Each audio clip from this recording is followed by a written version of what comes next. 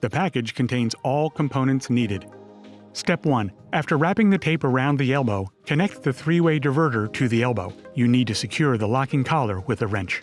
Step 2. Wrap the threads tightly with sealant tape. Install extension shower arm and tighten the small screw on the end nut.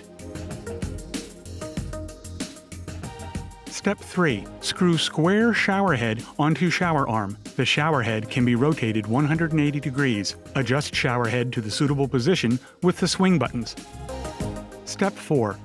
Install brass A under shower 1. Step 5. Install the water flow regulator on brass B, and then install B under shower 2. Adjust shower head to your desired position. 2 shower heads can be used together or separately. Control the water flow as you like with the water flow regulator. That's it! You can begin enjoying your luxury shower with 9 spray patterns. COSYLAND.